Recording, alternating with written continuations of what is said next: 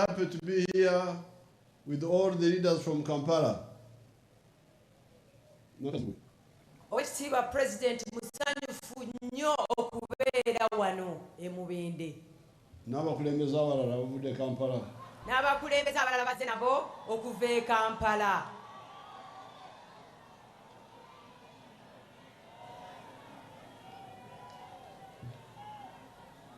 Nakazi balowooza nti Oluganda nalwerabira.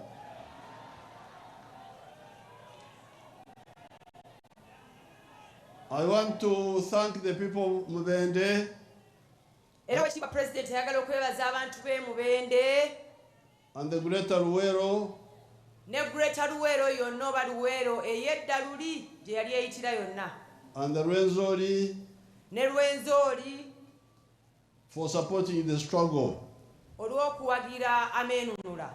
Between 1981 and 1986. Wakati w'omwaka ogwa 81 ne 86. These areas were our operational areas: Kasanda, Bukuya, Chamusisi, Eyona, Muwanga.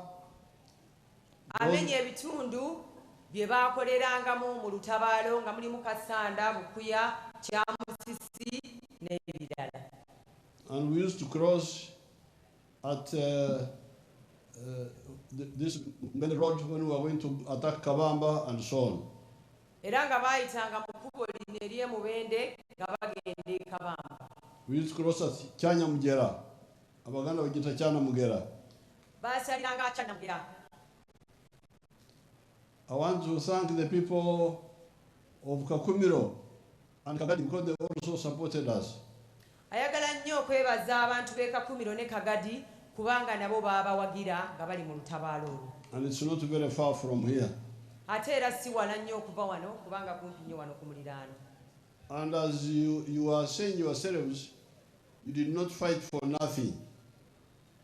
Era nga bwe tubyogedde byonna tebaalwanira bwereere. When I come to Mubende town here and I see how much it has expanded, I feel very happy. Agambye bw'ajja e Mubende wano olwaleero n'agiraba bwefaanana awulira nga musanyufu. The Mubende of 81 were just one street. The other street near in the center there, there was only one street there. Bwe e Mubende mu biseera ebyo waaliwo oluguudo lumu lwe tuyita street ndowooza ye main street. Now this new bypass going to Port was not there. Era ebiseera ebyo kino kye tuyita highway wano ewaffe Oweekitiibwa President tukita highway tekyaliwo. Now all that huge town which is there around that new bypass was not, it was bush. Eyo highway nga bw'omulaba akatale ako konna bwe kali bwe tulina kye tuyita tawuni tebyaliwo, kyali kibira. So there is no doubt that there have been a lot of changes. So tewali kubuusabuusa nti wabaddewo enkyukakyuka y'amaanyi. Last night I gave a long speech. I don't want to repeat it here. Olunaku lwajjo Oweekitiibwa President yayogedde nnyo, yawadde okwogera okuwanvu, tayagala kuddamu bye yayogedde jjo. But I can just summarize. Naye agenda kubiyitamu lukwakwayo oba mu kusummarizinga. Number one, by independence, we had a small money economy. Ekisookera ddala nti mu biseera ebyo ebya independence oba ebya ameenunula waaliwo ebyenfuna nga bitono ddala. Ebyenfuna ebikola ssente kale katundu katono eri mu bantu baffe. Ebyenfuna oba ebintu bye tukola omuva ssente kyali kitundu kitono nnyo ku bantu baffe bonna ab'eggwanga. Only 9% of the people were in the money economy. Bwali obutundutundu 9 ku 100 bwe bwali mu business ey'okufunamu ssente. It meant 91% bali bakolera ekidda kyonka. Ekitegeeza 91 ku 100 baali bakolera lubuto lwokka. Now, during Amin's time, the small economy collapsed. Mu biseera bya Amini n'abo abaali bakola abatonotono era beeyongerera ddala okukendeera ebyenfuna ne bigwa. The tourism collapsed. Ebyobulambuzi byagwa. The tea collapsed. Amajaani kukimanyi wano naffe tulima amajaani n'akatale ne kagwa. The cotton collapsed. Ebya pamba ne bigwa. The copper collapsed. Ebya kopa ebyo bye bakolamu waya z'amasannyalaze nabyo ne bikka kukimanyi wano Kirembe. The only one that was still limping by 86 was some coffee and some tobacco. Ekyaliwo mu myaka gya 86 waliwo emmwanyi n'etaaba. Byali bisigaddewo. Ebyali bisigaddewoko. Ate nabyo byali biwenyera. Ate nabyo akyogedde.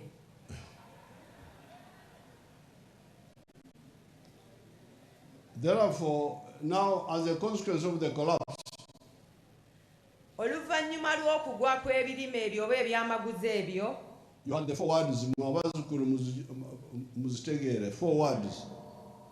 twalinawo ebigambo 4 era asaba mmwe abazzukulu tubitegeere. Word number 1 was Ebola shortages. Ekisookera ddala waliwo ebbula. There was shortages of what they were calling essential commodities.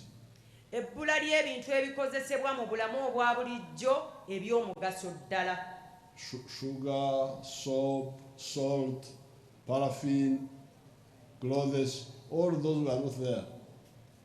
Omuli omunnyo, sukaali, amafuta, sabbuuni, engoye n'ebintu ebirala tebyaliwo mu biseera ebyo. Cement, mitayimbwa, all were nowhere to be found.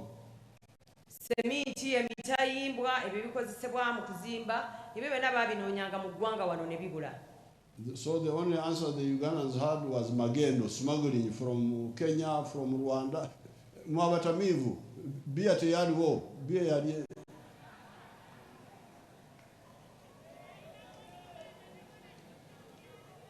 For the drinkers, there was no beer. Agambye eri abo abanywako bia teyaliwo.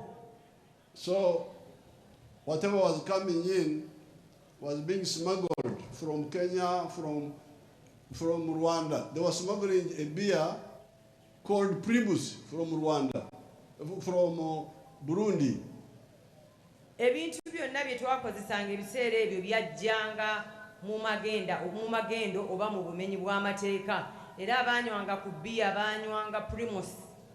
Ng'ava Burundi. So you had magendo. So waliwo amagendo. Now magendo meant the government was not collecting taxes. So bwe wabeerawo amagendo kitegeeza ne gavumenti eba tekuŋŋaanya misolo. Because something which comes through magendo, how do you tax it? Kubanga ebintu ebyo ebiyita mu makubo agatali matuufu gavumenti tesobola kubiggyako misolo. Then the third issue was Oksamra. Oksamra speculation. That means you buy something here, you sell it again, you sell it again, you sell it again. They were calling it Oksamra. Ekyaliwo ebiseera ebyo abantu ekyokusatu ku bina bye yayogeddeko ekitiibwa pulezidenti kwe kuli okusabula ng'abantu baagulanga ebintu n'akitunda n'omulala n'akitunda n'omulala n'akitunda okusobola okutuuka ku oyo agenda okukikozesa omulundi ogusembayo. Then you had Ekibanda, the foreign currency black market. Era waaliwo kye bayita ekibanda. Where they were selling dollars very, very expensively. Ab'ekibanda nga batunda dola sente ziri ez'ebweru naye nga baziseera nnyo ku bannayuganda. So what I was saying last night is that we have gone through 5 stages. Era eggulo kye yabadde annyonnyola ng'agamba nti waliwo stages 5 oba emitendera 5 bye tuyiseemu okutuuka wano we tuli. Number 1, bring back the small economy of the colonial times. Ekisookera ddala kwe kukomyawo ebyenfuna ebitonotono nga bwe byali mu budde buli of our independence. nga independence tennatuuka. So that's how we brought back tea, we brought back cotton, we brought back tourism. They have recovered. Era ebintu nga ebyobulambuzi okulima pamba ne bigenda nga bikomezebwawo N'ekyayi. n'amajaani. Then we expanded the small colonial economy, expanded it. Era ikonomi eyo eyali entono oba ebyenfuna ebyo ebitono ne bijja nga bigaziyizibwa. If you take coffee, we are producing 2 million, we are now 9 million bags. Bwe tuba luli nga twali tufulumya miliyoni 2 eza emwanyi kati tufulumya miliyoni 9 Ensawo. ez'ensawo z'emmwanyi. The tea were even at the independence, we were at 23 million kilograms, but because of it had gone down to 3 million kilograms, but we are now at 60 million kilograms. Mu biseera biri ng'ameenunula gatandika twalinanga kilograms emiliyoni 23 naye kati tulina miliyoni 6 eza kilograms z'emmwanyi. After it was only 3 million kilograms. Era mu budde obwo nga twakava mu bukulembeze bwa Amini zaali kilograms 3 oba miliyoni 3 eza kilograms z'emmwanyi. So you can go item by item and you see how we have expanded. So bw'ogenda otunuulira ebintu ebyo byonna ebyali bitundibwa oba ebyenfuna n'obyetegereza ogenda n'olaba nti ddala tuyina engeri gye tugaziyiza ebyenfuna. The third one is diversification. Ekyokusatu kwe kulaba nti tukola ebintu ebyenjawulo. Ebipya ebitaaliwo. Which were not money products, but we have now made them money products. Ebyaliwo nga byali tebivaamu ssente bulungi naye kati ng'ebiriwo bintu biviiramu ddala ensimbi bya muwendo. Kasooli yali wakulya buli kulya ku kikongojo kulira bote okuguna. Mu budde buli kasooli yali wakulya buli kuliira ku kikongoliro. They were saying that maize kawunga was coming from Kenya. Era obudde obwo akawunga kavanga Kenya. The Ugandans didn't know that you could get money from maize. Bannayuganda baali tebannamanya nti omuntu asobola okufuna ssente mu kasooli. Kasooli, maize was just for okuguna. You do like this. Kasooli obudde obwo yali wakuliira buliizi ku kikongoliro.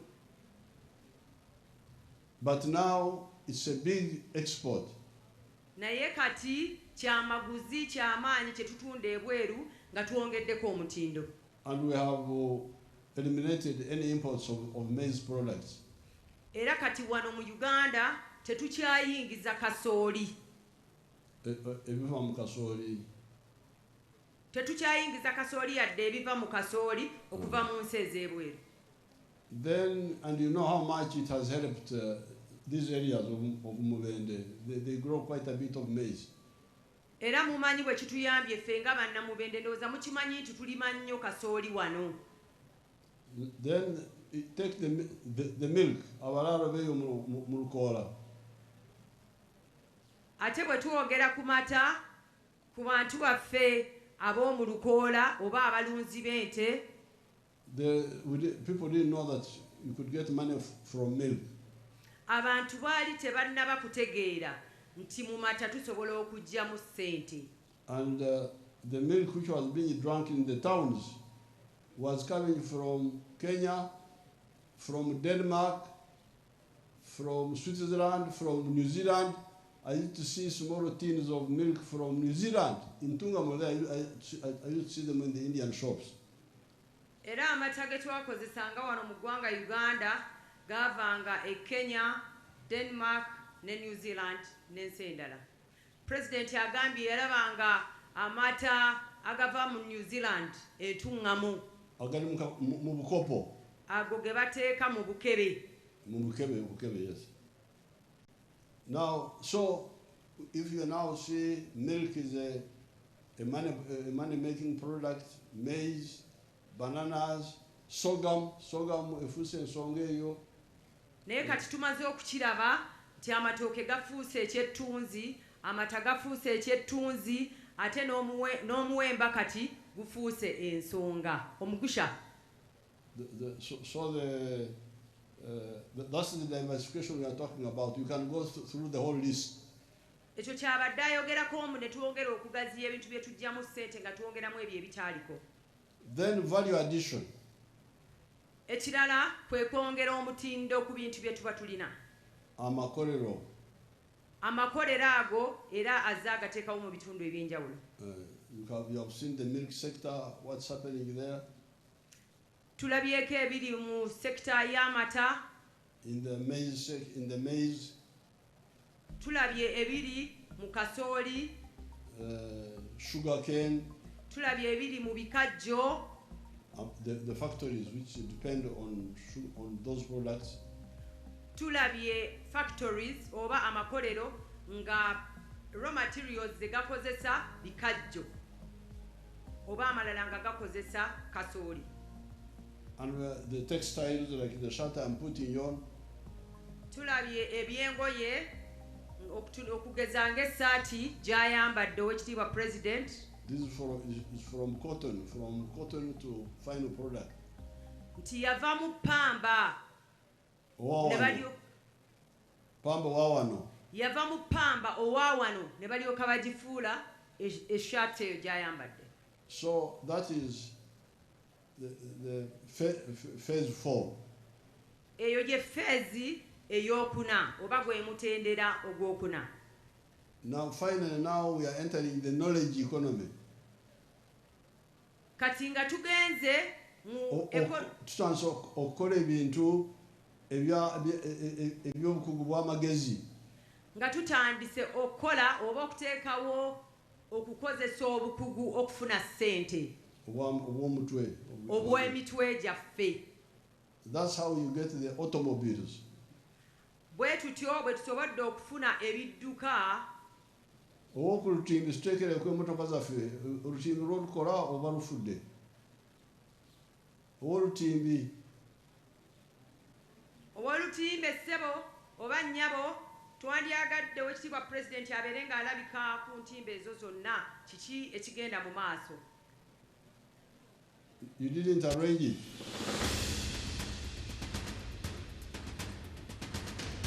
Bano bakyakola mu ngeri y'emubende ebyange tebamenyeye Kampala. Oweekitiibwa President ebyo bivudde Kampala enkola si y'emubende taata.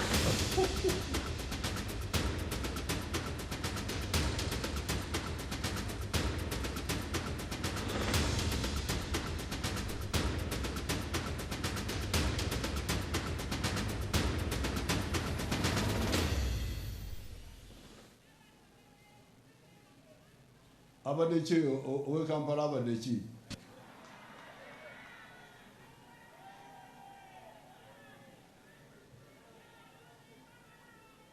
Owe Kampala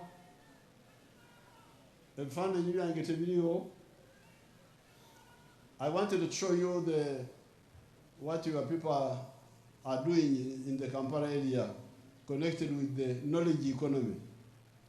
Oweekitiibwa President abadde ayagala okutulaga abantu bye bakola e Kampala eyo ebikwata ku byenfuna. Kati kirabika etandise okudda engulu. Tulabye Kayola atambula. Twegere Kayola bamuvuga. You show us Kayola moving. Tulage baasi ya Kayola. Etambula tugirabye etambula. Ebadde Your bus, that bus is made by your people in Jinja.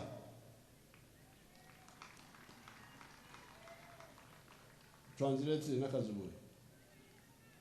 Oweekitiibwa President agambye wali ku lutimbe byabadde atulaga engineer byannyonnyodde nti tulina Kira vehicle plant nga bakola ebitambula oba ebidduka era mulabyeko bagambye batandikira ku zibases ezo waliwo eza mita 5 waliwo eza mita 10 n'obutundutundu 5 naye bagambye gye bujja mu maaso bajja kuba batandika okukola trucks ennene oba ebimotoka bino bikululana ebinene.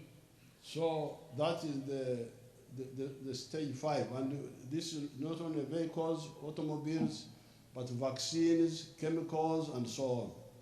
Naye kyeyayogeddeko ekyo ekya knowledge economy oba ebyenfuna nga tusinziira ku mitwe gyaffe mulimu n'ebyokufulumya eddagala erigema n'ebintu ebirala bingi. So therefore, but when we check, the economy, although the economy was moving well, when I checked 2013, I found that only 32% of the homes, of the homesteads, were in the money economy. Lwe yasembayo okukebera ku byenfuna mu mwaka ogwa 2013 lwe yakebera mu mwaka ogw'2013 yasanga nga ebitundu 32 byokka ku mayumba oba households bye byali biri mu kufulumya ebintu ebyenfuna. 68% were still working only for the stomach. 68%. Ebitundutundu 16 ku 10 68 ku 10 byali bikolera just kulya kwokka na kubeerawo. Bali bakyakolera lubuto lwokka bakali bakolera enda yonka olunyankwene mulumanya ne barumanya bakali mukolera enda yonka abantu amaka 68 hari 10. So that's why I brought in the army 2013. Era ebyo byebiseera bye yagamba nti kaleete ab'amagye bayingire mu nsonga ez'ebyenfuna. Operation Wealth Creation. N'aleeta kye tuyita Operation Wealth Creation naffe twakiganda was Oweekitiibwa President oba OWC. They were distributing seedlings and breeding material. Era ne batandika okutugabira endokwa n'ebintu ebirala eby'okuzaaza nga mulimu n'ebisolo. They did a good job. Bakola omulimo mulungi. But along the way I started hearing you people complaining nti begabira bokka. Naye bwe baali bakola nga bagenda mu maaso yatandika okuwulira nga boonooneka abantu nga bagamba nti beegabira bokka.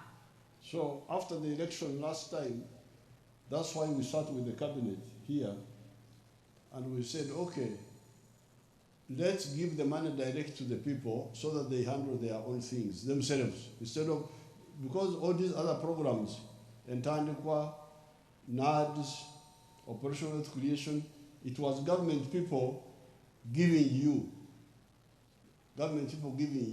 So this time we said, no, here is the money, you do the things yourself. Mu biseera biri ebya NADS ne programs za gavumenti endala ezaaliwo abantu baalinga babatuusaako ssente naye nga ziva eno waggulu. Naye oluvannyuma lw'okulonda okwasembayo aba gavumenti be bagaba ssente nga biviira mu gavumenti okuva waggulu okutuuka eno wansi mu government structures. Kijje bulungi nakazibwe aba gavumenti be bagabiranga abantu baffe endokwa oba ebisolo ne basalawo ntono yafuna oli tafuna. This is what I'm explaining that. Mu biseera ebyo eby'emabega aba gavumenti oba obukulembeze n'abakozi ba gavumenti be baagaba ebintu okubituusa ku bantu omuli endokwa omuli ensigo n'ebintu ebirala bye tukozesa mu kuzaaza oba mu kunoonya ssente. Naye oluvannyuma lw'okulonda okwasembayo agambye baatuula ne cabinet ne basalawo ne parliament wamu era ne parliament ne bakkiriziganya nti ssente zijje zituukire ddala ku muntu asembayo agenda ozikozesa. Kumiruka. We said that let all the people who want to engage in wealth creation in a parish join the circle of the parish. Era ne bagamba nti abantu bonna abaagala mu kuteekawo ebyenfuna oba okubyenyigiramu bakole zi group ze twayita zi sako ku miruka. Then we send the money to them. They elect their own leaders, and we send money not even to the leaders. The leaders only help in selecting who to receive on using some criteria. Era ne bagamba nti sente zino zijjize ku miruka n'obukulembeze babulondera awo bateekewo obukiiko sente zibeere nga zijjaawo abantu abali mu sakoz ezo babeere nga beerondera.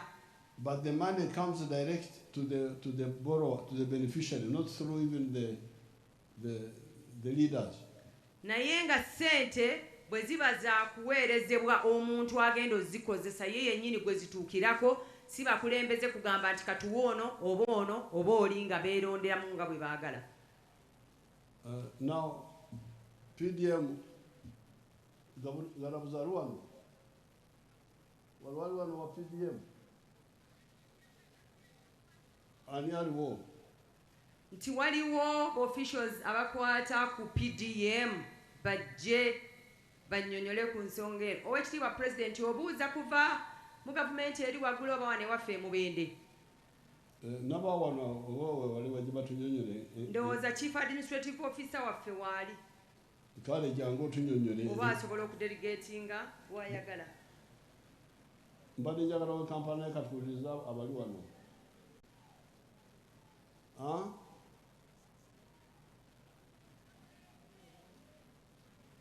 Basala ku sente. President Chief Administrative Officer waffe unajja.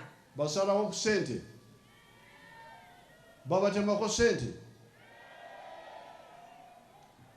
Waliwo abatemako sente.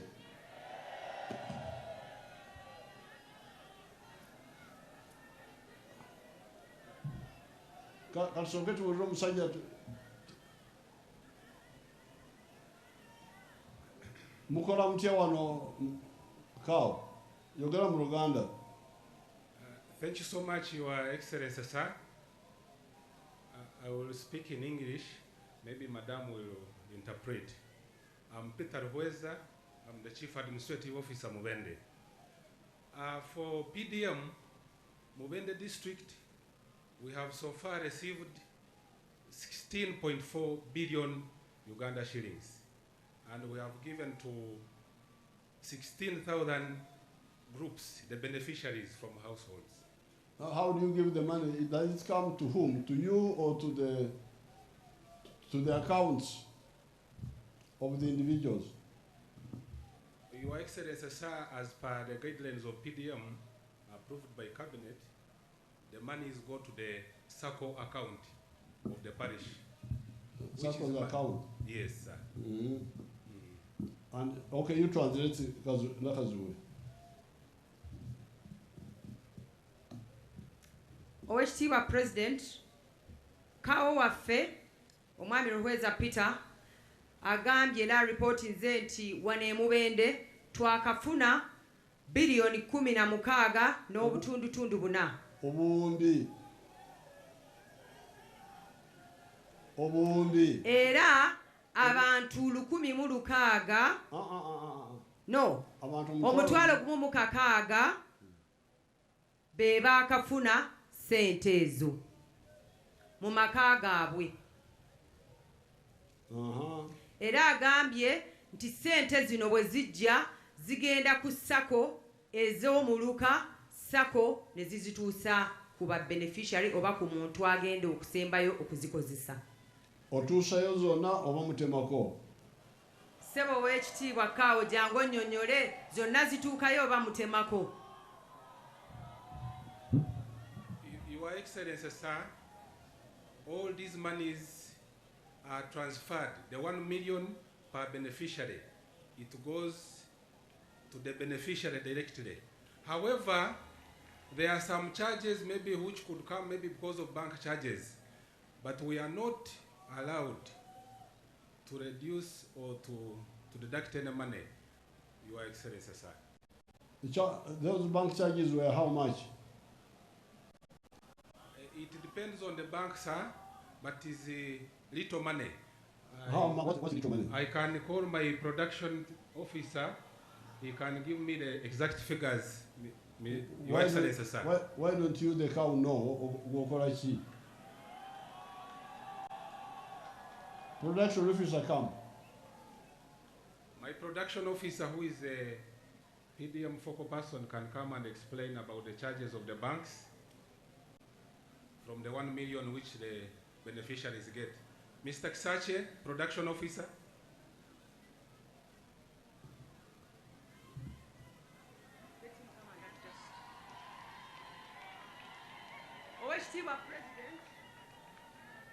Kisache tukunonya.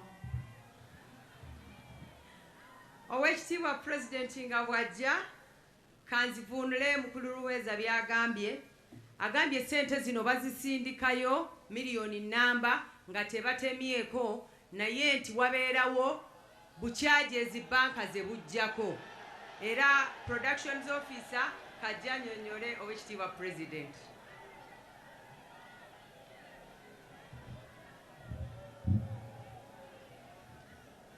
Your Excellency, sente bwe zituuka ku parish sacco, abakulembeze ba parish abasatu aba PDM sacco baziweereza kwabo abasaliddwawo nti bajja okufuna nga bayita mu lukiiko lw'ekyalo. Sente ezo zituukayo miliyoni nnamba ku ssimu. Wabula tuyina system eya government gye bayita wendi ng'ekolera mu post bank. Bw'obanga ojjayo ssente ekutemako siringi 4,000. Wabula era Ministry ya Finance, Your Excellency, yawadde directive banks zonna nti teziyina kujjako ssente government sente eza charges ejja zisasula. Beneficiary asobole okufuna akakadde nga kajjudde. Neyanza, Your Excellency. Kati lindako Kisache togenda.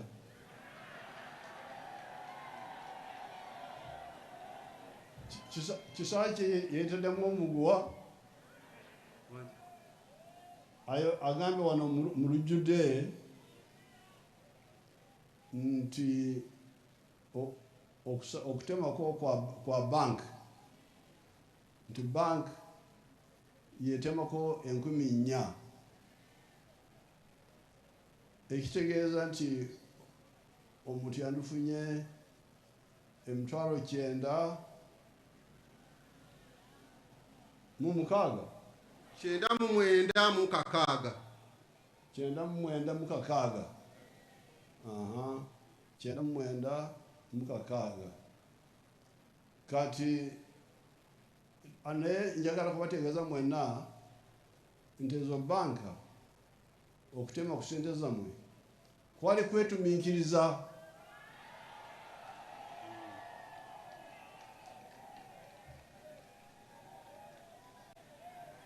Nali sikimanyi, naye omukutambula kwange kuno nekigwamu. Kati ekisazeewo nti obusente obwo bwa bank bugenda kusasulwa gavumenti. Tebagenda kuddamu kutema ku ssente zammwe, beekwasa ekyo. Banaye mukube mu ngalo mwebaze President agambye tebaddamu kusala ku ssente z'abantu. Naye abasajja ababiri sinabakiriza kuddayo okutuula, kubanga ndina okusalamu ngende nabo oba mbaleke wano.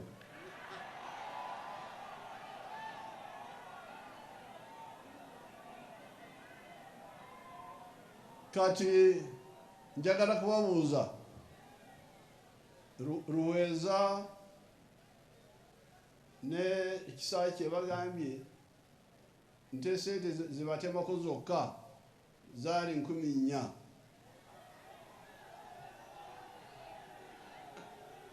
kati agamba nti batemako ezisingawo mukono waggulu. Amanyi nti batemawo ezisingawo, agamba nti batemako ezisinga kwezo mukono waggulu ndabe. Kale kale nani omupoliisi wange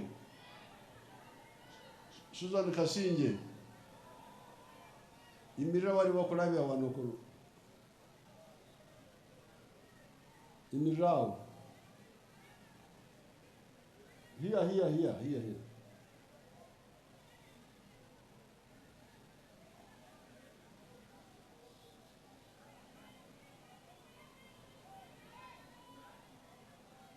Yamerao kunani temba hana kato omwalo ono omupoliisi wange agenda kuyita addeyo mabega na tiimu ye abagamba nti ono ekisaki byagamba bya bulimba nti batemako ezisinga ku 4,000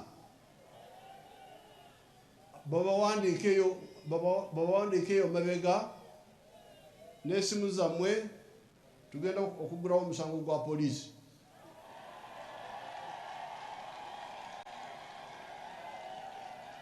Kati genda odeni mabega, you go behind there so that we don't disrupt our rally. Agenda kubasanga eyo mabega eyo gyababa wandikira. So kale kisakye neruhweza kusawa ino kangire mbaleka muddayo omusango gwa poliisi bwe gunajja bagenda kubatuukako. So the idea was that the borrower gets 1 million shillings. Enteekateeka yali nti buli muntu ayagala okwewola ssente zino eza PDM oba eza Parish Development Model afune miliyoni emu ng'ejjudde. Complete one. A complete one. Ng'ejjudde ow'ekitiibwa President miliyoni emu. Now the idea at that time we had used the kibalo of emwanyi of coffee. Era ebiseera ebyo ow'ekitiibwa President yasinziira ku kibalo ky'emmwanyi ye kye yali akoze. At that time the coffee seedlings to put in 1 acre 450. Era ebiseera ebyo bwe yakola ekibalo yalaba nti endokwa z'emmwanyi ezigenda mu yiika emu zibeera 450. And at that time the price 450 would take 180,000 that time. Era ebiseera ebyo bye yakola ekibalo 450 ebyendokwa byalinga bigula emitwalo 18. And that would leave 820,000 for the borrower to do other things, and all that. Era ekyo nga kirekera omwewozi emitwalo 83. But we gave the money and we left you to decide what you want to do. Naye bawa abantu ssente omuntu yeesalirewo kiki kyayagala okukola. But things to do with agriculture. Kyayagala okukola mu by'obulimi. And we recommended 7 activities. Era ne balondayo ebintu 7 bye baasimbako essira oba bye barecommendinga. Coffee, omuli emmwanyi, fruits, ebibala, ebijuma, omuddo gw'ente, pasture for cows, omuddo gw'ente eri abo abalunzi, which means a cow for dairy. Omuntu n'asobola okulunda ente okufunamu amata. Then 1 acre for food. Era n'afunayo yiika emu ey'emmere ey'awaka. Then a manju, poultry. Era oyo ayina emabega w'ennyumba ye n'ateekayo ebiyumba by'enkoko n'alunda enkoko. pigare, oba n'alunda ebisolo bino embizzi. and then the ones near the wetlands do fish. Era abali okumpi n'ebisaalu okulunda ebyennyanja. But to do it on the periphery, naye nga muyina kubikola ku mabbali g'ebisaalu so si kwonoona butonde. not in the center of the swamp. Si mu makkati g'ekisaalu. So where I have visited, some of the people have done well. Era oweekitiibwa president gy'ayise gy'akyalidde ng'alambula programu eno eya PDM, abantu abamu bakoze bulungi. They give witnesses. Era bawa obujulizi ku programu eno eya PDM. If you have some of the, you can show some of them in the routines there. The ones, the very poor ones who had nothing. Era oweekitiibwa president yasabye abali ku lutimbe batulageko ku bintu ebimu. Like Mukasa obuluuka. Abantu nga Mukasa oweruwuuka byakoze mu PDM. And Turufosa of Namutumba. N'oyo ow'e Namutumba. Amwenanyiza Mukasa Elliot okuva Obuganda, Muluka, Ogw'Obugomba, Egombolola, Eyenawampiti, disitulikiti ey'Oluwuuka. Nali mukubibwa amataffaali nga atyasa eitaka lye andetana edda namufulumikiza era nga bakuba obusene bwa kyokyolo 15,000 nga dookolera olunaku kale nga tikufuna bulungi era nga tuluma 15,000 nkoze ino kakaaga ntyo kale nga ngeza kyenfunamu omukisa gwerida nawulira Dada President Museveni ayise program ya Paris Modo tuli awo byatuuka ano Bugomba batweta. That is his small house. Go on. President yabadde atugamba nti gye tulabye ennyumba y'omwami oyo naye nga ye omwami abadde atunnyonnyola mbu jjajja oweekitiibwa president yaleeta program eya PDM ne babeera nga abantu basobola okubaako ne byakola ye n'asalawo akubise bulooka. Let him first finish. Omukisa gwangema neiba wange kuba nze ndi mupoloti neiba wange yampangisaako itaka enuma w'enumba yange kuba nkoma ku bugogo obwo bwenkomako. Neiba yampangisa emyaka 2 Africa n'apa emitwalo 25 n'amuwa. Olwamala ekyo n'agema sente n'ajja Obugomba n'agula ebikolo bya 5 ekikolo banguza 2,200 n'akosa emitwalo dange 10 n'aleeta ebikolo ebyo.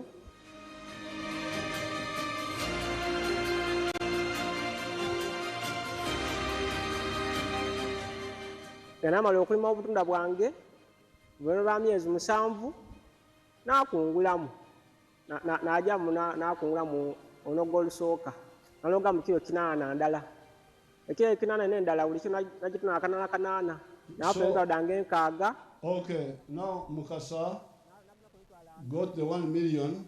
He had nothing. He had absolutely nothing. Translate Nakazube. Mukasa yali talina kyalina. He's speaking Lusoga. I don't know whether you can understand Lusoga well. Someone can come and speak something. No. I will translate. Don't worry. He was speaking in Lusoga, but he was saying that he had nothing and he borrowed 1 million.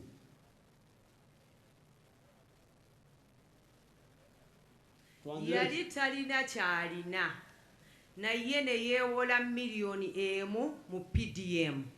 He did not even have his own land. Yali talina na ttaka. He had to hire from the neighbor. Era n'apangisa ku muliraanwa we using the 1 million. ng'akozesa miliyoni ng'atukozesa ku miliyoni emu naye yeewolako ekitundu kyayiika emitwalo 25.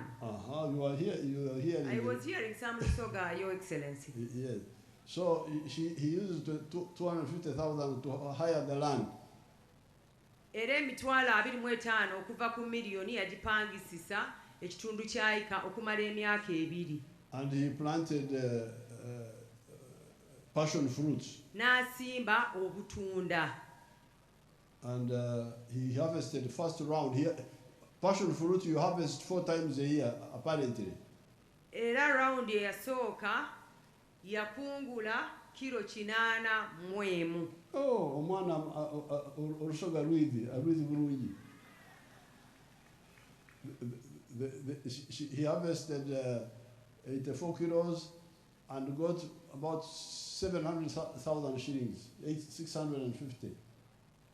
N'afunamu emitwalo 7 n'obugwamu. Then he bought 2 goats now. Era bwe yafuna ssente ezo n'agula embuzi 2. So he's hoping to get more harvests, but he has also now diversified and got some goats. Era nga bwe kiri nti obutunda babukungulako emirundi 2, apulaninga okuddamu. Emirundi 4 bwe wagamba. Emirundi 4. Apulaninga okuddamu okukungula era ayongera afune ssente ate era n'agaziya mu bintu ebyenjawulo kwe kugula embuzi.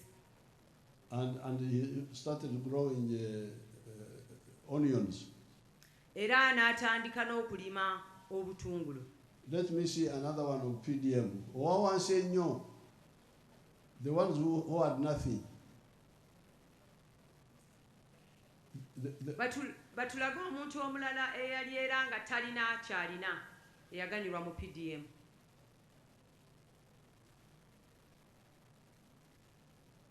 Aikwaro fana iskisa.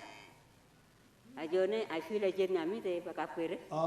This is Barsi aloman. The go-go. Aso dandanyele. Ani mapondo boyo. Ani ngutuni. Chal to veje chal ki bajoga ramoja. Chamole dia agakwa karisi kwa PPM. Kai ne. Wana mngari ya ganga ale den. Senge kupaya.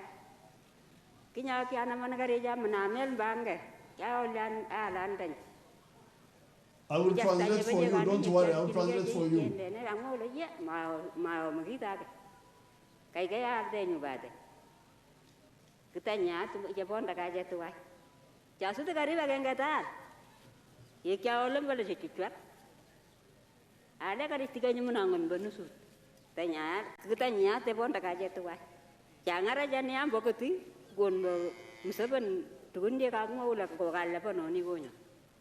Angwala ndai kwamba na nenda kaigera de Kenya nyunyi ndinyi angara kini Museveni kabisa we amite ngituni la barama de ndata ko sapondo no baka ko kaiga jilanu ndinyi ngenyi bonda ya mongi nyamita ke tuskende ma bonda bonda ko ma ko sana ko mbu ndinyi. Now that is an old Thank you. That is an old lady. That is an old lady. Oyo mchala mukadde. I think she's 84 years old. Alabika ine emyaka 80 And she had nothing. Era yali talina kyalina. So when she got the 1 million, she bought that cow, the cow you saw. Naye bwe yafuna miliyoni emu eya PDM yagula ente. And the cow has now produced a calf, the one you saw. Era ente eyo gye yagula akayana ketulabye. Yazaala akayana ketulabye. Now there is Nabutono of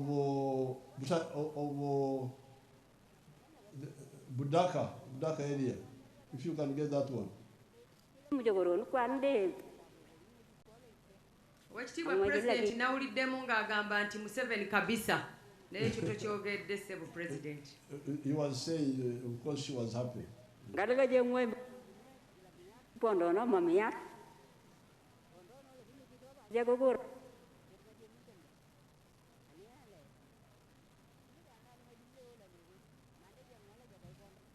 Nabutono. of Budaka, if you have a Nabutono ne mwami we baali balunda embizzi ziri ez'olulyo olutali lulungi okuva mu 1993. oh, nakazi banange ndimu zaifu azimanyi. N'olugwero olumayite. Ndumayite ow'ekitiibwa. They were looking after these local pigs for a long time. Bali balunda zino embizzi katuziyite eza bulijjo tuyinza oziyita eŋŋanda wano ewaffe. But now, when they got the PDM money, they sold 1 million. No, they got Nabutono got 980,000. Kuli okutemako bamutemako. Nabutono yafuna emitwalo 98 mu bamutemako okutemako. Era bamutemako naye emitwalo 2. She got 980,000. Nafuna emitwalo 98. Then sold some of her local pigs and added on. N'atunda ku mbizzi ze ziri eŋŋanda n'agula zino enzungu n'azigattamu ez'olulyo olulungi. So you can see what she is doing now. And then she also bought the sekokos. Era agambye ow'ekitiibwa nti yagula ne ku ssekoko ng'atunze ku mbizzi. Now, these are the people who had nothing. Abo be bamu ku bantu abaali batalina kintu kyonna. But there are people who are educated and know how to learn quickly. Naye nga bantu basomye era bamanyi basobola okuyiga amangu. Abamu mu abo. Now there is our young minister Yamkama from near here. Let's see what Yamkama is doing and Ijara. Then my film work will end there. Because I'm a film shower now. Owekitiibwa President yasabye era batuteereko Honorable Minister waffe omuto okuva wano Kakumiro, Honorable Byamukama Fred. For me, I give free film shows, no pay. You don't pay me. Era ennaku zino agambye mulazi wa firimu era azitulaga nga tetulina na kye tusasudde. Taata weebale.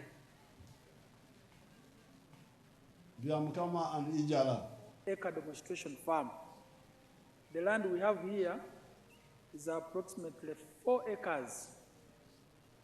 This is a farm we started 2 years back here, 2.5 years back. And on this farm, we have a half acre of pineapple. We have cows for zero grazing. We have 12 of them for zero grazing, 2 which are giving us milk. We have poultry, about 25,000 birds, but only 11,000 are giving us eggs. And we have 1 acre of grass.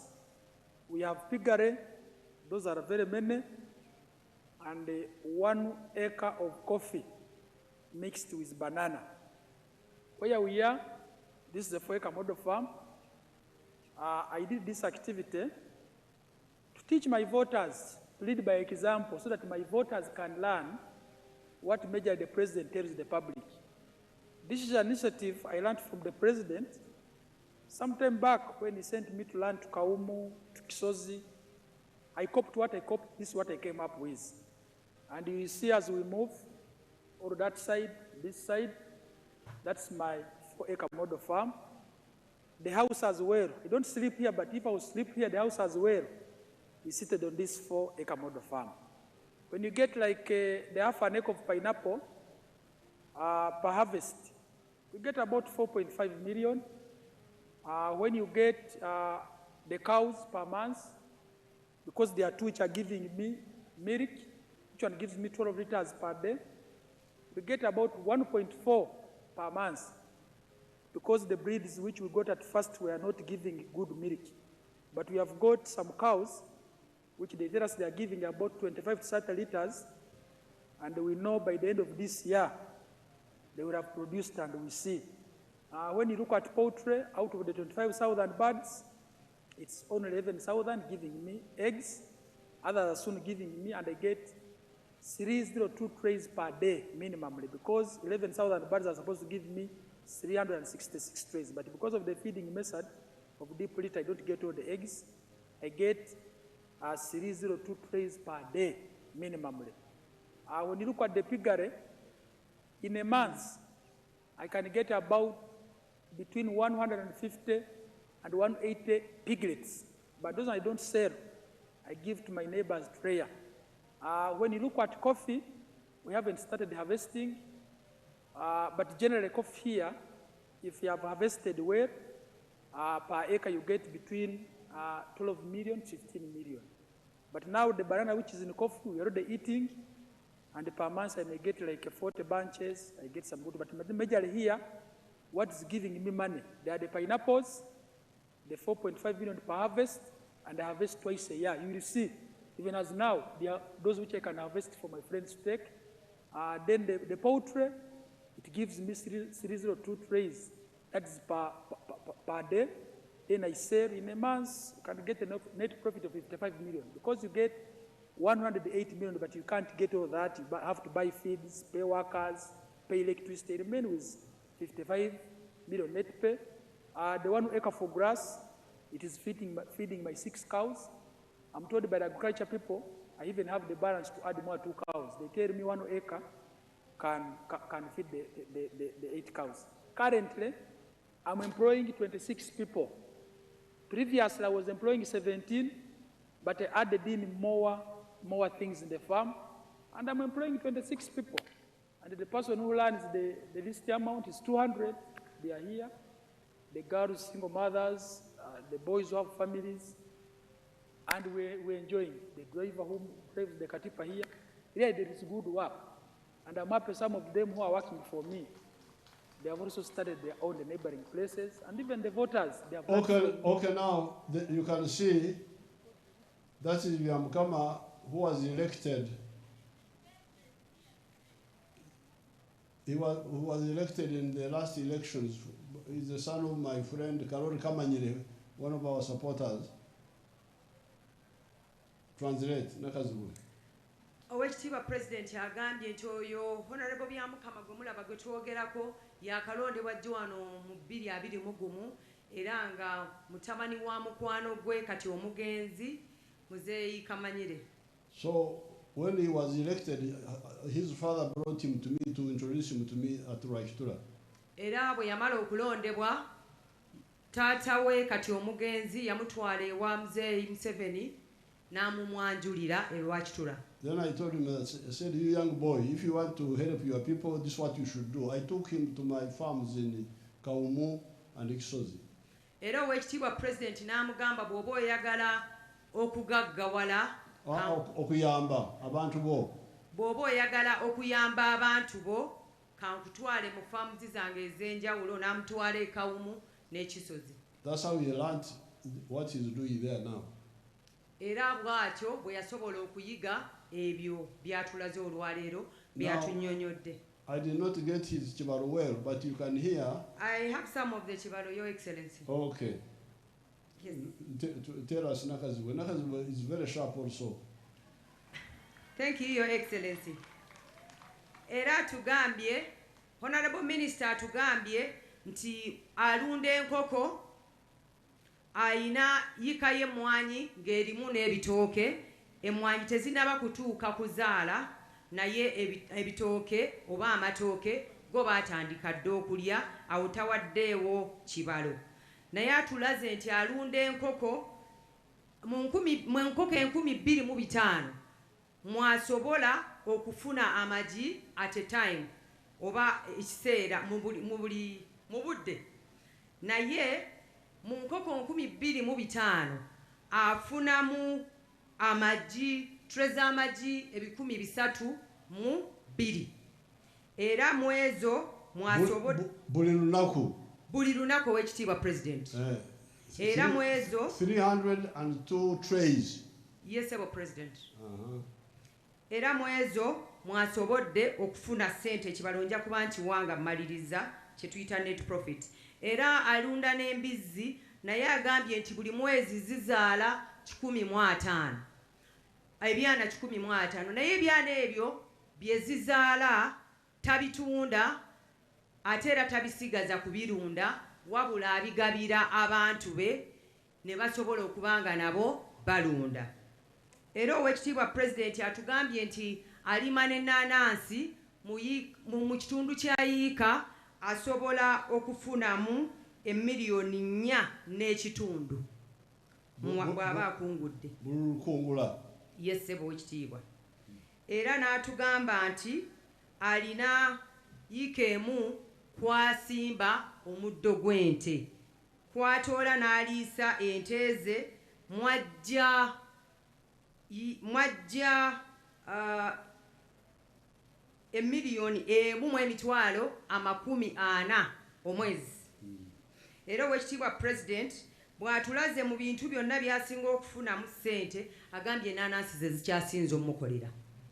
Era Oweekitiibwa Pulezidenti atugambye nti bw'abala byonna byakola ku ffaamu ye eya Yiika 4 gy'otera otusomesaako 4 acre model mu mwaka afuna oba gubadde mwaka oba mwezi ajja tukorekitinga mwawo afuna miliyoni 55 guba mwezi. Oweekitiibwa Pulezidenti buli mwezi ng'asasuddeko abakozi bonna baakozesa n'agula n'ebyokukozesa ku ffaamu ate nga akozesa kati abantu 26. So if you take the poultry only, he's earning, is it 55 or 85? Huh? 85. 85. The Omwezi, in a month, he gets 85 million net after he has removed the cost from the eggs alone. Nakazungu. Oweekitiibwa Pulezidenti yatugambye mu mwezi mu byonna byakola ng'amaze okusasulako abakozi n'okusasula inputs oba byakozesa asigaza miliyoni 55. Oweekitiibwa Pulezidenti. Is William Kama here? Come and tell us. You give us the summary. Come there.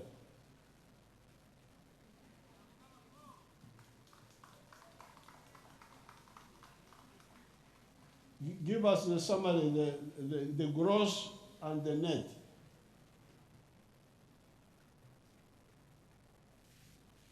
Uruganda, abanyoro bamanyiko Uruganda.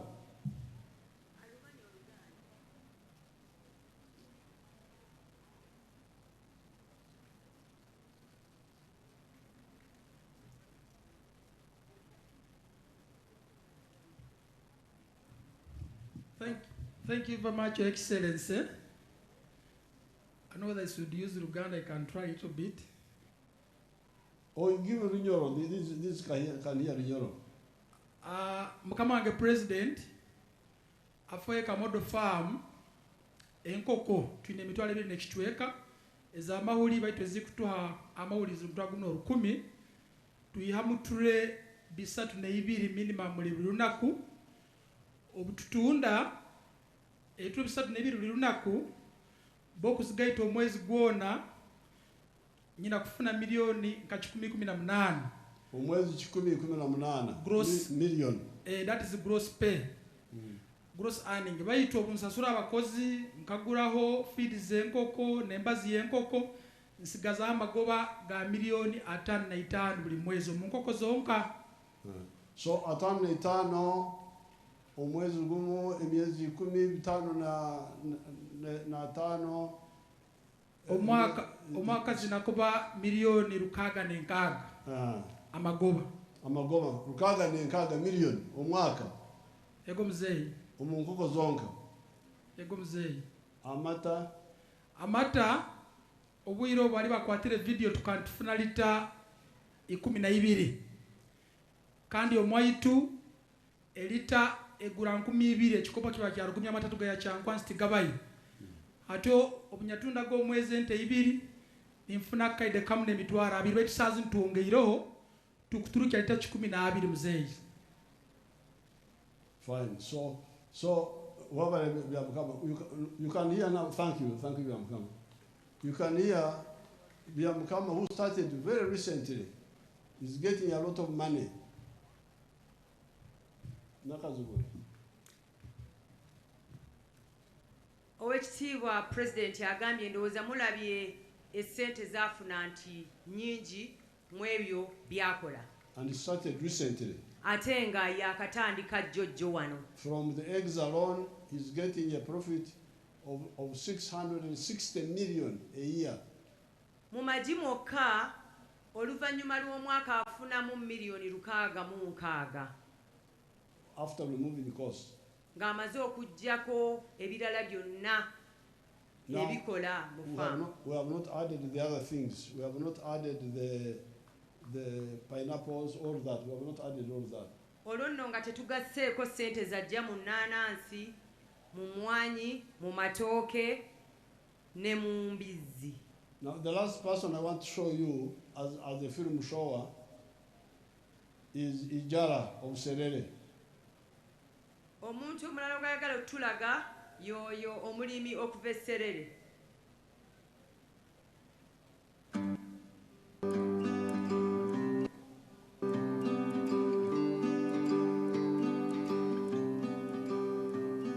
Hello, my name is Joseph Ijala. That is, I'm the proprietor. That is Ijara's house. Show them that house again. Where we are. The house. And in the Cape. House.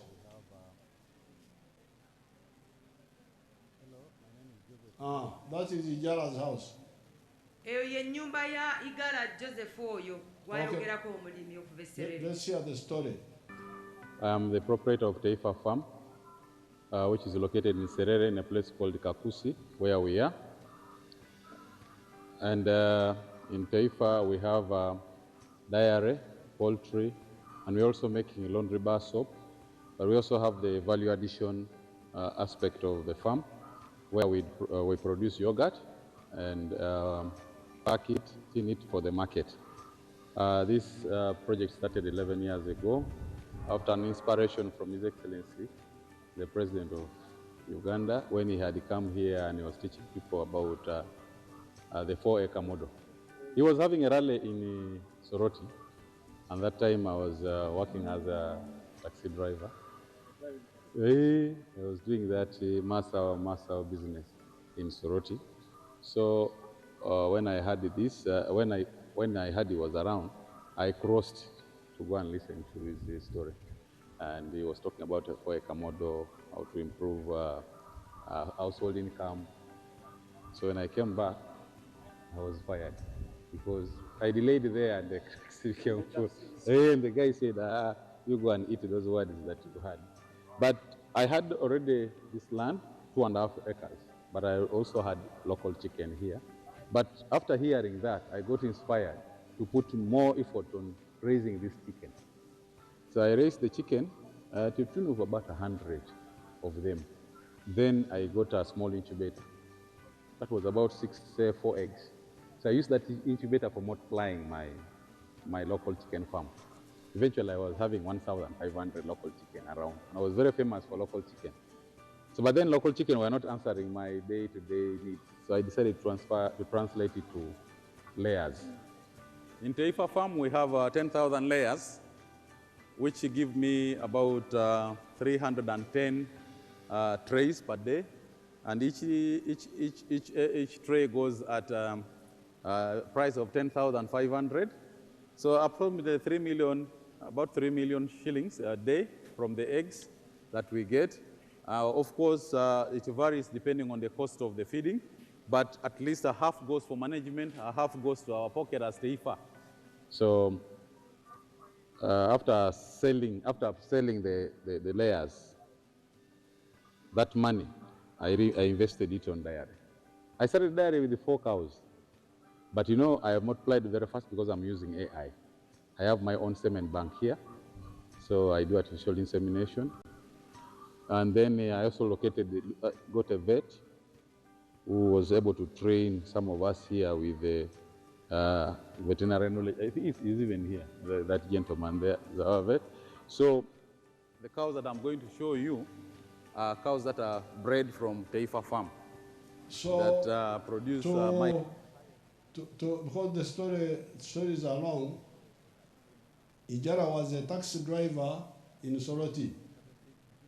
Omwami oyo Joseph Igala yali taxi driver oba yali avuga taxi In Soroti. mu Soroti.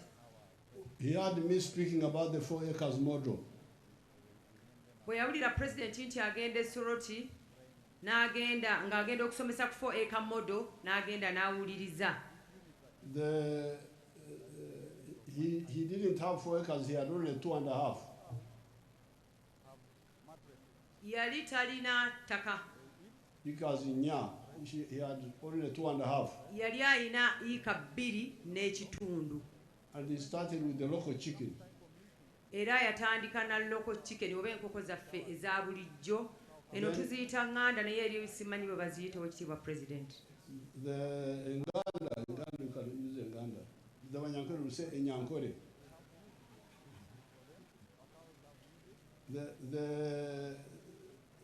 Then he converted them into this improved poultry. N'akyusa n'adda mu zino enkoko ez'olulyo olw'enjawulo nga zino ez'amagi.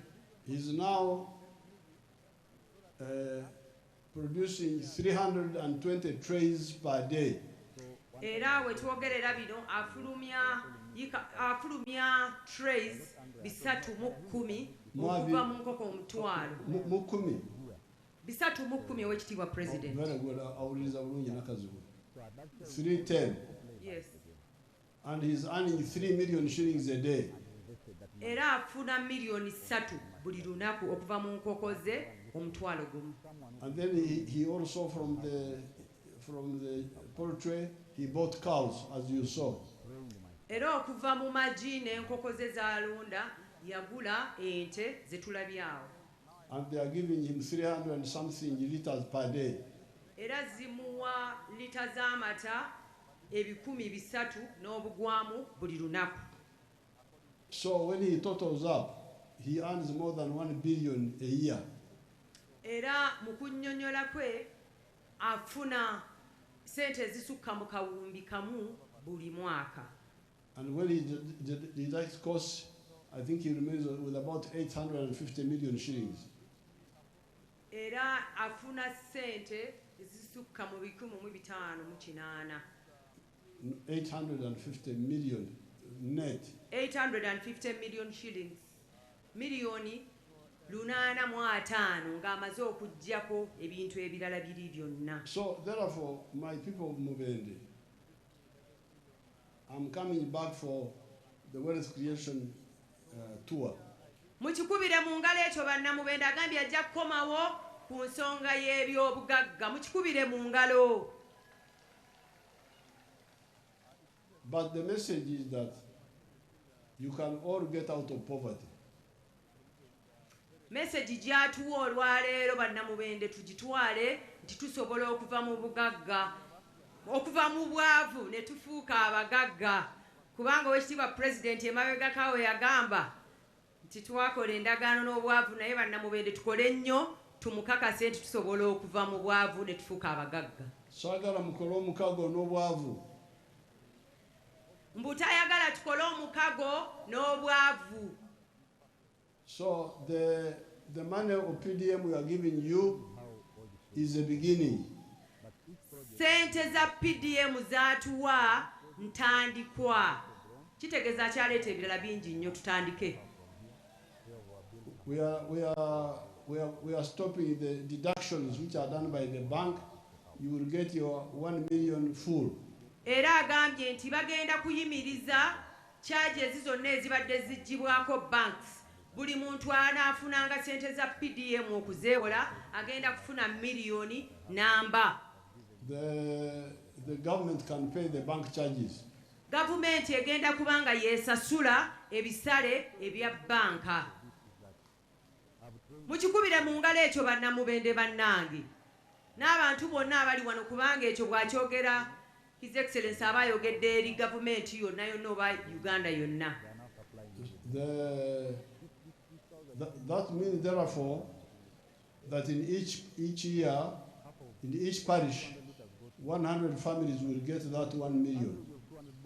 Era agambye ekyo kitegeeza nti buli mwaka gumu bwe guti mu muluka ogumu families 100 zijja kufuna buli emu miliyoni emu. Ekitegeeza nti mu muluka mubeeramu miliyoni 10 ezijjudde buli mwaka. In 5 years, that's 500 million. Mu myaka 5 ezo ziba miliyoni 5 mu muluka gumu. And in the 3rd year, the ones who got will pay back. Era mu mwaka ogwokusatu ababa baafuna bajja kuba bazzaayo ssente n'abalala basobole okuzeewola. And by the end of the one Kisanja, 300 would have paid in addition to the 500. Era ekisanja we kinaggwerayo ekimu nga abo abaafuna ssente bonna bazizzizaayo mu puulu n'abalala basobole okufuna. There will be an additional 300 in 5 years. Kitegeeza mu myaka egy'etaano bano ababa bakomezzaawo baba bongeddeko emiliyoni 3 ku puulu y'abo abagenda era okuddamu okufuna. So now the village bank, the parish bank will now have 800 million. Era ekyo kiba kitegeeza nti oluvannyuma lw'emyaka 5 eginaddako, oluvannyuma lw'emyaka 5 emyaka egiba giddako okutandika parish sacco eba egenda kubeeramu emiliyoni 800. Now what I challenge the leaders to do is to know how many homesteads per parish, because some of the people don't know, they just talk. Era Oweekitiibwa President kyatukubiriza ffe ng'abakulembeze kwe kumanya buli muluka gulimu amayumba oba amaka ameka. So that we know if this money is enough or should we add on.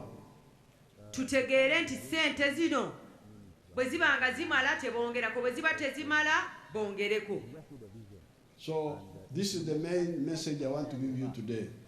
Era eyo ye message enkulu gy'ayagadde okutuwa ku lunaku luno nga tujaguza emyaka 39 egy'amenunula ga NRM. Many people confuse entunguuka n'obugaiga. They confuse obugagga n'enkulaakulana. Abantu oluusi bagatta enkulaakulana n'obugagga ne bibalema okwawula. The tarmac road we did from Kampala to Mityana to Mubende to Fort Portal was enkulaakulana. Era agambye nti ekkubo eryo erya koolaasi lye baakola okuviira ddala e Kampala mpaka e Fort Portal eyo nkulaakulana. That is development. It got old, we are now doing it again. They had delayed, but we have now given them money, they will do it and finish it. Era Oweekitiibwa President agambye yaliraba nga lyonoonese kwe kutuwa ssente ekkubo eryo likolebwe era muliraba liri mu kukolebwa kubanga ayagala enkulaakulana tusigale nga tugirina. Agambye ssente agenda kuziteekeramu ddala okulaba nti likolebwa ne liggwa. Bannamubende mukikubire mu ngalo. So the roads, and from here to Kagadi, the roads are good. Amakubo okuva wano okugenda e Kakumiro Kagadi malungi. Oweekitiibwa President yagakola. We are going to do Rusali, Lakabamba, Nkonji. Mukiwulidde era bagenda kukola Lusalira, Kabamba, Nkonge n'okweyongerayo. President yagamba mpaka Sembabule. Ntuchi, Sembabule, we are going to do to tarmac it. Mukiwulidde bagenda kuliteekako koolaasi. Bannamubende mukube mu ngalo naddala Banakasambya side eyo. Naye ffenna enkulaakulana etugase okuviira ddala Mubende mpaka eri.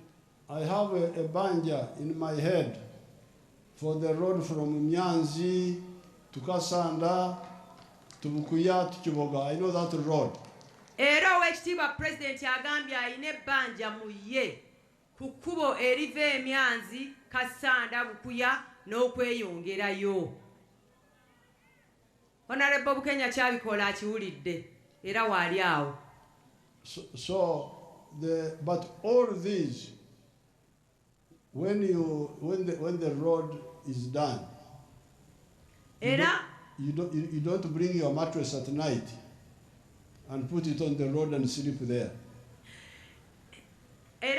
agambye bino byonna ng'abikoze tayagala tusitule mifaliso tugiteeke ku makubo twebake. No, not tayagala, tekisoboka. Tekisoboka, tetuteekeddwa kukikola. Tosobola ne bw'oba wandyagadde tosobola kuleeta mufaliso n'oguteeka ku kkubo ne weebaka nga tewali nnyumba. Kankiga omulinyankole kuba kofuteera omuhanda korasi tokuja kuleeta omufalasi y'ekiro okagwara ha nguuto okabyamaho. Owekitiibwa Pulezidenti agambye ekkuba ne bw'aba alikoze koolaasi toleeta mufaliso kuguteeka ku kkubo kwebaka. You sleep in your own house. Era osula mu nnyumba yo. And like now today we have all come here. Like today we have all come here for a public meeting. Era ng'olwaleero ffenna bwe tuzze ku mukolo guno. When you go back home in the evening, obwavu bwoleseyo obugenda kwaniriza nti kulukaayo. Era bw'oddayo ewaka mu kayumbako obwavu bw'oba olese ewaka obusangawo era ne bukwaniriza. Now, that's why we tell you, Bonabagagawere, you all get out of poverty. Yensonga lwaki Owekitiibwa Pulezidenti atugamba nti ffenna tuve mu bwavu, nti bw'akola amakubo ago ye agakoze buvunaanyizibwa bwe, naye naffe tubeeko ne gye tukola twezimbe ng'abantu. The Basoga have a good saying which I like. They say, akange kakira kaife. Abasoga bagamba nti akange kakira akaffe. Because akafe kafena. Akaffe kabe. Akange kako gwe ng'omuntu. Akako kabeera kako era ne wano mu Luganda bwe kiri. Ekikyo kibeera kikyo era kisinga ekyaffe. Honorable Nankabirwa muwulidde agambye keweerimidde kakirambegerako kubanga tomanyi kyagenda kubegerako bwe kyenkana. So therefore, please, Ugandans, wake up and join the money economy with the Chibaro. Owekitiibwa Pulezidenti atukubiriza atusisimula nti bannayuganda tuzuukuke tuyingire mu byenfuna nga tutaddemu okubala. Congratulations on the 39th year of the NRM victory. Era atuyozaayoza ffenna okutuuka ku majaguza gano aga 39 aga NRM mu meenunula gano nga tugajaguza. Now, when we did the ones who are still outside the money economy in the census, we found that now 67% of the homesteads are in the money economy. It is 33 who are still outside. Era atunnyonnyodde nti mu census eyasembayo eraga nti abantu 67 ku 100 kati be bali amaka 67 ku 100 ge gali mu byenfuna ebyo byatwagaliza. 33 ag'amaka ku 100 tegannaba kuyingira mu byanfuna. So please, this is my main message. N'olwekyo eno ye message gy'atuwa ku lunaku luno olwa 39 nga tujaguza ameenunula. Bayibuli tugamba nsooke munoonye obwakabaka bwa Katonda n'obutuukirivu bwe ebirala biribongerwako. The Bible says that seek ye the kingdom of God and the rest shall be added unto you. For normal life, things to do are many. Mu bulamu obwa bulijjo ebyokukola bingi. But our advice is seek ye first homestead incomes. The rest will be added to you. Naye ye amagezi g'atuwa agamba tusooke tunoonye ebyenfuna. Enyingiza y'amaka. Enyingiza y'amaka ebirala bijja kugoberera. Mwebale nnyo, mwebalire ddala. Mwebale nnyo, mwebalire ddala. Weebale nnyo Taata President, tukwebaza.